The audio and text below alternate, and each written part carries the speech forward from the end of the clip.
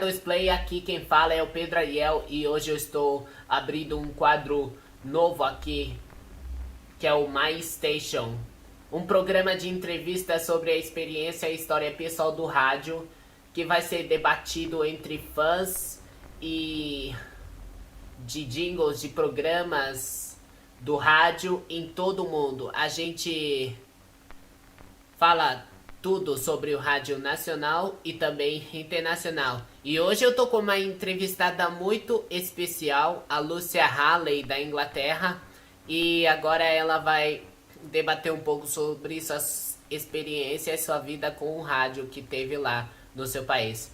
Hi, Lúcia. Hi, hello. How are you? I'm good, thanks. Okay, shall we start the interview? Yes, let's do this. Okay. When you were little, who listened to radio in your house?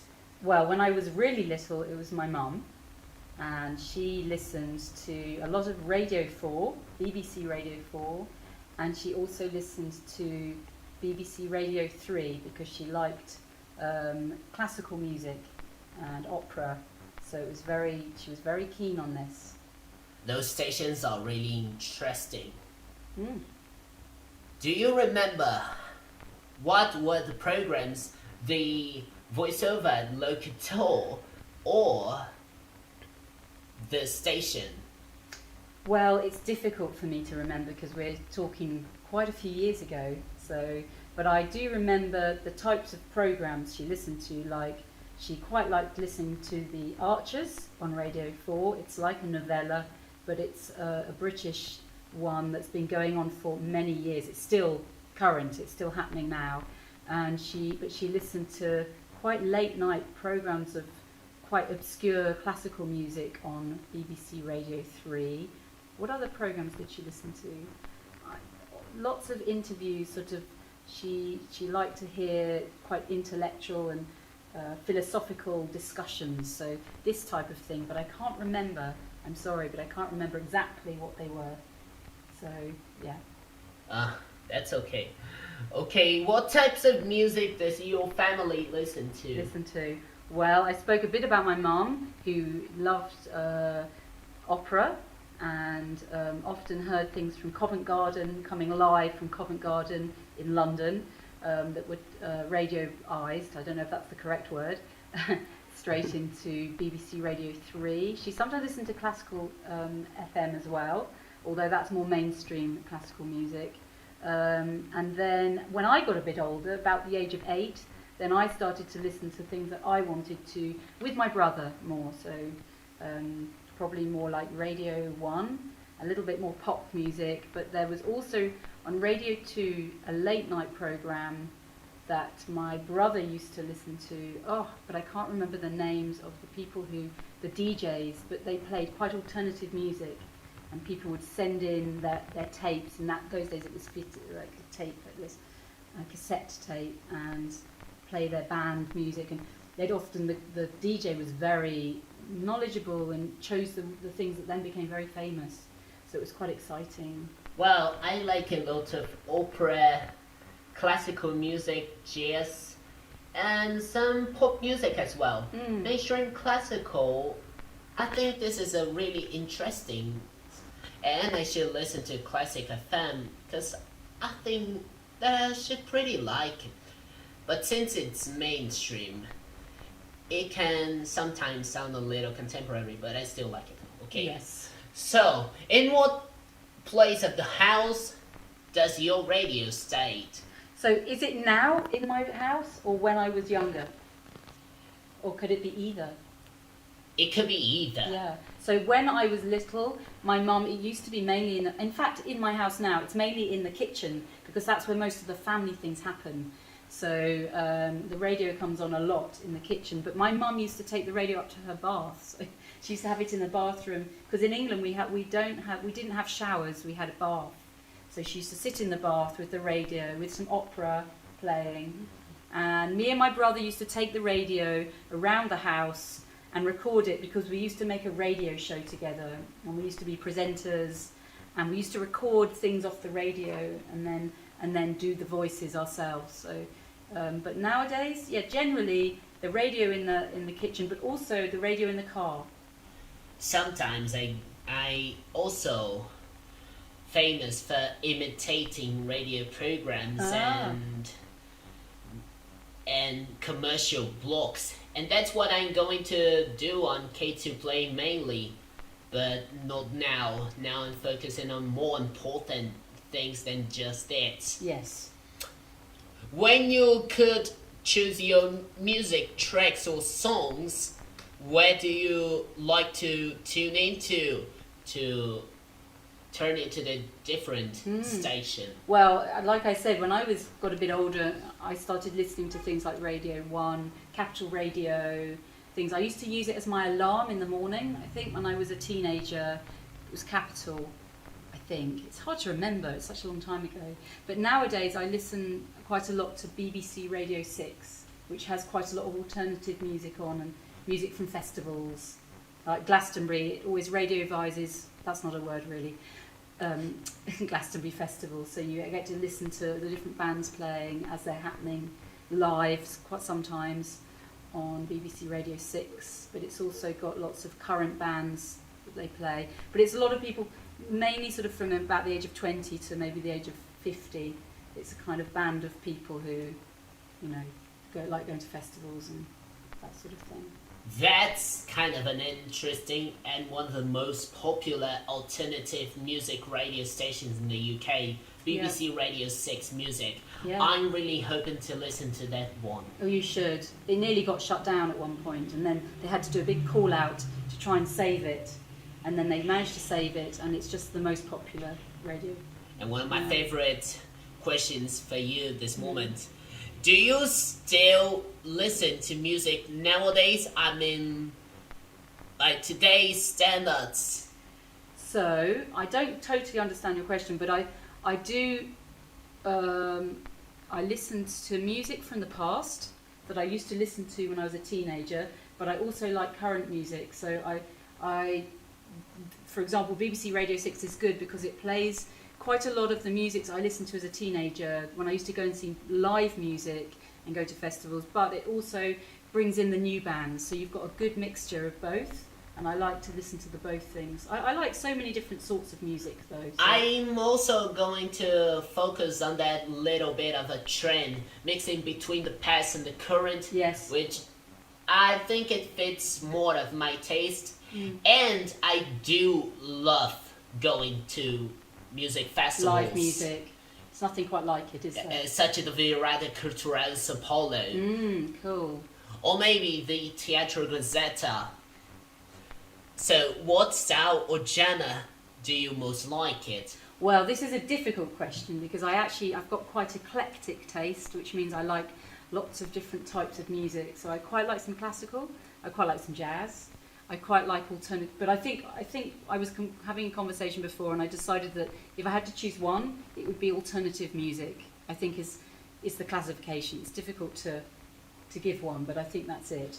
But for my taste, I should pick alternative music as well, even though I don't listen much about, but I have a variety of music to choose, such an high amount of variety of music genres and styles that I still listen to nowadays. Yeah.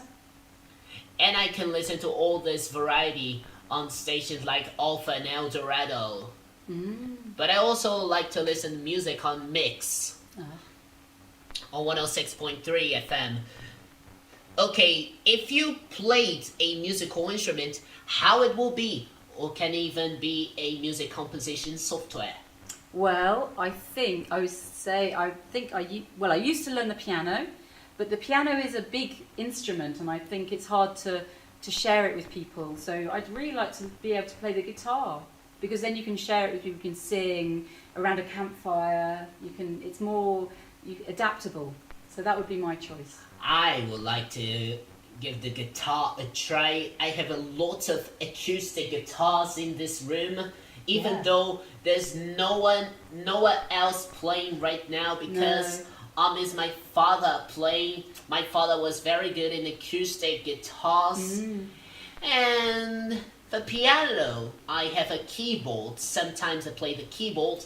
it has a very authentic but digitalized piano sound, but I still like it very much. And I also like to compose music on Logic Pro, which is the software, the music composition software that I have in my Mac. Good. It sounds like you'd be good at playing the guitar.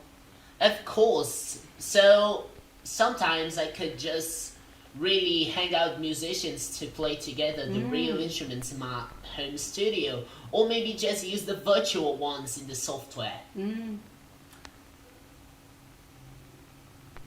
And that was the interview. Thank you very much. Thank you. That was great. Nice to meet you. Of course, that was wonderful. Until the next week. Então, não se esqueça, todo dia no K2 Play sempre tem novidade aqui no MyStation e também no meu canal em geral. Não se esqueça de inscrever e nos vemos na próxima. Tchau, tchau.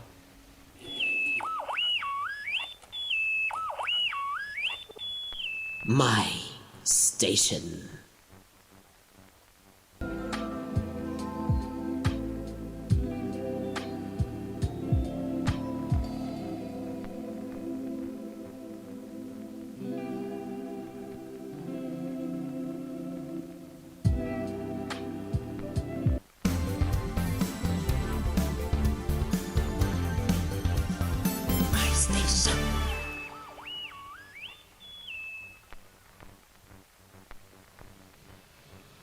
Oi, gente, eu sou o Pedro Ariel do K2 Play, que ainda está nesse processo de rebranding, mas para não deixar vocês decepcionados, aqui vai mais uma entrevista do quadro MyStation e estamos agora em Uberlândia para receber o nosso convidado Hermes Negrão, dono de uma das maiores e melhores produtoras de jingles, vinhetas cantadas e faladas do Brasil, Audi Studio Productions. Boa tarde, Hermes. Olá, Pedro. Obrigado por você estar aqui. Depois vocês vão fazer um registro lá que tem tapete vermelho para te receber, que é uma honra para a gente receber você aqui na nossa casa. Toda certeza. Primeira pergunta que eu quero passar para você. Como é que você começou? Como é que você começou a ter experiência com o rádio, assim como eu? Como é que você se tornou um apaixonado por rádio desde muitos anos até agora? Tá. Eu tinha uma equipe de som.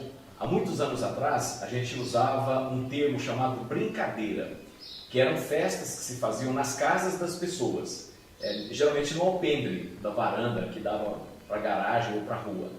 E eu tinha uma equipe de som, eu e mais 2 amigos. A gente mexia com tape deck e com amplificador, com essas caixas para tocar as músicas. Na coleta dessas músicas eu tinha que gravar na rádio, porque ninguém tinha todas as músicas, todos os discos e assim por diante.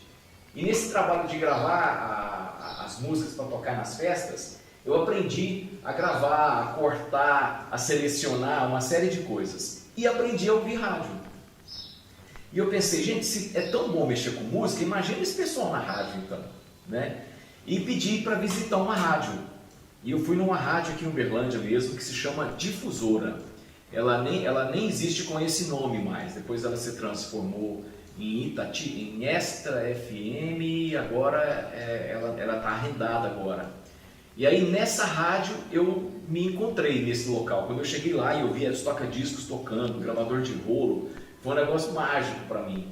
E eu fiquei lá insistindo com o pessoal para me deixar fazer um teste, até que eu venci eles pelo cansaço, fiz o teste e comecei a trabalhar como operador de áudio.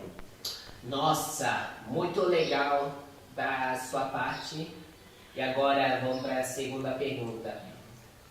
Quando foi que você começou a Audi Studio? Quer dizer, a produtora, vocês começaram já trabalhando com vinhetas, jingles de rádio para todo o Brasil ou não? Você era mais uma gravadora de toca-discos e masterização de CDs? Tá, é bem antes disso, bem antes de masterizar CD e etc. Em 1989, quando eu abri a Audi Studio, tecnologia era muito raro, era muito caro comprar equipamentos para produção. Então o máximo que eu tinha no estúdio quando eu comecei eram microfones, tape decks, gravador de rolo e toca-disco. Então eram coisas bem básicas. Nessa época eu comprei um SPX. O SPX é um aparelho que é o antecessor dos plugins. Então você podia conseguir fazer efeitos na voz passando por aquele aparelho. Então tinha delay, tinha reverb, tinha pitch que poderia engrossar a voz e tal. Isso começou a fazer uma revolução no estúdio. Mas a gente começou como uma produtora que gravava comerciais para rádio, primeiro trabalho, áudio para carro de som e áudio para espera telefônica. Depois de uns 5 anos começamos a gravar discos, mais uns 5 anos começamos a gravar CDs, foi evoluindo o trabalho. Aí sim, começou o trabalho de masterização. E vinhetas, só entrou na Audio Studio vinhetas cantadas no ano 2000. Então foram quase 11 anos depois que o estúdio começou, que a gente começou a focar em vinheta. Quando produção de discos e CDs começou a cair, eu quis um novo segmento para o estúdio atuar. E foi então que a gente focou em vinhetas cantadas, no início dos anos 2000. Nossa, que legal. Eu me lembro quando muitas pessoas saudosistas falavam nos comentários pela internet, dizendo que a vida era mais simples e menos inovador, como se fosse alguma coisa boa e nostálgica para eles. Mas eu estou entre esses dois lados. Eu amo do lado da nostalgia, quanto do lado da modernidade. Você não precisa gostar de um e não gostar do outro. Cada tempo tem o seu tempo. E ano 2000, justamente o ano do novo milênio. Agora eu estou muito interessado em saber como é que foram as primeiras vinhetas cantadas e faladas, produzidas pela Audio Studio nesse ano. Eu quero saber quais clientes que vocês fizeram as vinhetas, quais foram os primeiros pacotes que você lançou no site. E olha que nem se acessa mais o site antigo da Audio Studio, mesmo tentando com o Wayback Machine, mas eu não consigo porque o Adobe Flash está desabilitado. E o Adobe Flash não funciona mais. Então eu quero saber se lá no estúdio tem as vinhetas mais antigas e raras que se pode ter da Audio Studio, gravadas no ano 2000. Aconteceu um problema grave com os nossos backups. A gente perdeu um HD de 1 GB só de backup. Entrou um vírus na nossa rede, a gente trabalhava nessa época com Windows, né? E entrou um vírus pela internet que detonou os nossos HDs. E a gente perdeu grande parte da nossa memória de backup, de vinhetas antigas e tudo.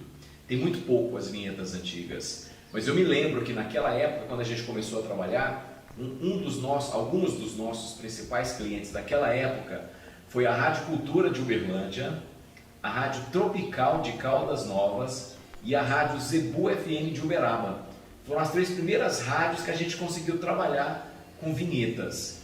Mas eu não tenho mais o backup dessas vinhetas, infelizmente. É uma pena. Mas essa Rádio Cultura de Uberaba, anos depois, ela virou a Cultura HD, que vocês até produziram uma vinheta em Sonovox, dizendo Cultura HD. Isso foi lá nos meados, final dos anos 2000.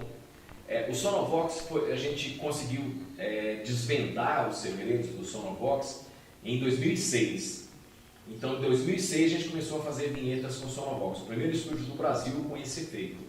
E aí sim, nessa época a Rádio Cultura era Cultura HD, aqui em Uberlândia, e aí a gente fez algumas vinhetas com o Sonovox para eles também.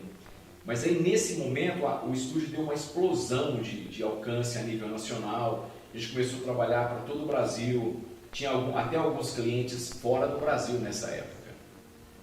Nossa, que legal! E antes de perguntar mais sobre a descoberta e o princípio do Sonovox, quero me contar um pouco como é que você apaixonou pelas produções de vinhetas cantadas, faladas, feitas por produtoras fora do Brasil. Como é que você começou a inspiração e apaixonar por produtoras internacionais como eu, que eu sou fã da Real World e ainda por cima curto a Pure Jingles e a Jam Creative? Foi assim, tinha algum estúdio tinha vários estúdios no Brasil que eram muito bons, que a gente ouvia eles para tentar fazer algo naquela qualidade. E tinha a Jam Creatives, que nessa época era a produtora que mandava no mundo, principalmente no Brasil. A Jovem Pan comprava as vinhetas da Jam nessa época. E aquilo ficou na nossa cabeça, quem é, e de onde é, como é que chama essa empresa. E por incrível que pareça, se a gente procurar Jam Creatives, dificilmente você vai encontrar, porque o site da Jam nos Estados Unidos é jingles.com. Então a gente demorou para conseguir chegar até eles, para descobrir quem era a Jam. Então a Jam é a nossa primeira referência internacional. Lógico que depois a Real World veio, desbancou a Jam, e hoje é a primeira em tecnologia de produção. A Pure Jingles na Europa também é uma excepcional. Tem outras também muito boas a nível mundiais, mas a principal que chamou a atenção da gente para vinhetas cantadas com o coralzão, sem dúvida, foi a Jam. A Jam, a TM Studios, depois a Real World, depois a Pure Jingles, Top Format e por aí foi. Verdade. Eu também conheço outros além desses. Tem a Wisewood, a Bandstyle, a Brandy, a Pours Impact Creative. Se você checar cada uma dessas produtoras, você vai entender como cada pacote foi feito, para que cliente eles produziram essas vinhetas, que ano que eles produziram o pacote, só ouvindo pelos instrumentais e pela qualidade das gravações. E um dos pacotes que a Jovem Pan usou de referência da Jam Creative foi em 1996. O pacote original era para BBC Radio 1 da Inglaterra. E aí o que a Jam queria fazer? Adaptar, recantar o pacote e mandar lá pro estúdio de produção deles, lá na Avenida Paulista, onde sediava a Jovem Pan. Sim, eu não conheço essa história, mas eu acredito que tenha sido dessa forma, com certeza. Eles faziam toda a produção fora do Brasil e depois mandavam as vinhetas prontas para cá. Você que disse que as produtoras internacionais mandavam bem mais nessa época do que as produtoras brasileiras, eu acho que poucas produtoras brasileiras, mesmo nos anos 80 e nos anos 90, já haviam se surgindo, mas eram muito poucos. Agora tem muito mais. E alguns desses que eu conheço, que eu acho que, se eu não me engano, surgiram nessa época, foi a Viva Vox, foi a Dario, a Opus, a RF, que depois se tornou a agência RF Media, que era naqueles tempos. Também tem a Ouse Media, esse mais recente, que é o estúdio RDS. E a Audi Studio começou com esse trabalho em 2000, certo? Então essas eram poucas das produtoras brasileiras que tinham nos anos 80 e nos anos 90. Quais mais que você lembra? O Roupa Nova também fazia parte também, eles que fizeram as poucas vinhetas que passaram na programação da Transamérica. Quais mais produtoras brasileiras tinham nessa época? Pelo que eu sei, eram poucas. Além do Roupa Nova, que fez as vinhetas da Transamérica, fez as vinhetas da Jovem Pan, o próprio Guilherme Arantes tem uma vinheta maravilhosa dele, na voz dele para a Jovem Pan, e uma empresa de São Paulo que se chama Nosso Estúdio foi uma das revolucionárias de produções quando a Transamérica explodiu em rede no Brasil todo. Então aquelas vinhetas que tem efeito de porta batendo, efeito de motosserra junto com vinheta, foi uma empresa que se chama Nosso Estúdio. O Dudu Souza foi quem criou essas vinhetas. E um pouco antes disso, as principais referências de vinhetas cantadas no Brasil foram a Pro Sound, que é antes um pouquinho, que não existe mais hoje com esse nome, e depois a Opus. Então foram as duas primeiras grandes produtoras a nível Brasil. E de vinhetas faladas e poucas vinhetas cantadas, existiu também a Overnight, o estúdio da Overnight, que pertencia ao Emílio Surita, da Jovem Pan, que até hoje está na Jovem Pan. Então foram os três principais estúdios que deram origem a todos esses que você citou e alguns outros que você nem citou, mas hoje deve ter no Brasil umas 20 produtoras de vinhetas, mais ou menos. Mas tudo originária dessas três produtoras no Brasil, que é a Pro Sound, a Overnight e depois a Opus. Produtoras internacionais eu acho que é 20 ou até mais do que aqui no Brasil. Mas as internacionais elas estão mais focadas no mundo, né? Se você pega o mundo todo. Agora nós estamos falando de 20 produtoras só no Brasil. Então o mercado brasileiro está bem concorrido, bem disputado. E isso fez com que a qualidade melhorasse. A qualidade de produção, a qualidade vocal. Às vezes eu não tenho certeza qual é o estúdio, qual é a produtora que faz as melhores vinhetas, cantadas e falas para a rádio, dependendo do formato, estilo, gênero musical que passar na rádio. Muito provavelmente eu gosto muito de escutar suas produções, as produções da Audio Studio. Obrigado. Mas como referência tem também a Opus, essa que você citou, que já existia, mas que agora está entre todas essas outras. A RDS também eu recomendo. Tem também o pessoal lá da Viva Vox, tem um pessoal de um site chamado radiovinhetas.com, que agora faz parte do Timbu Studio. E tem também a Ouse Media, outra que também pode se fazer referência é a Sonoplay Studio. A Sonoplay é quase no mesmo nível da agência Exaltar lá de São Paulo, mas se tem uma produtora que faz vinhetas mais inovadoras, com coral padrão internacional, que é vozeirão todo inspirado na Jam e na Real World, e que tem os clientes mais ouvidos e mais consagrados de todo o Brasil, é simplesmente a Audio Studio. Ô, Pedrão, olha, vou mandar fazer pão de queijo para você hoje, tá em Minas, para compensar essas palavras belas aí que deixam a gente realmente cheio de alegria de ouvir. Porque você é uma pessoa que é extremo conhecedor do material lá fora e do pessoal do Brasil também. A gente fica feliz que você goste das nossas produções, que você esteja conosco aqui hoje.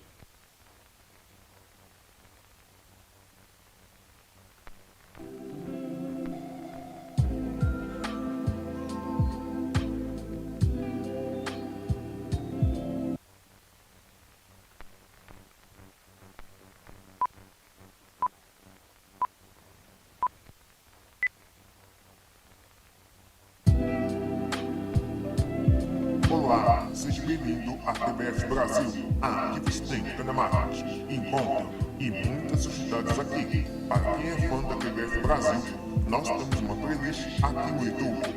Basta acessar e ver os conteúdos. Com certeza vocês vão adorar, porque a TBS tem recheado de conteúdos super legais. Temos também a playlist 2, que também as pessoas vão gostar.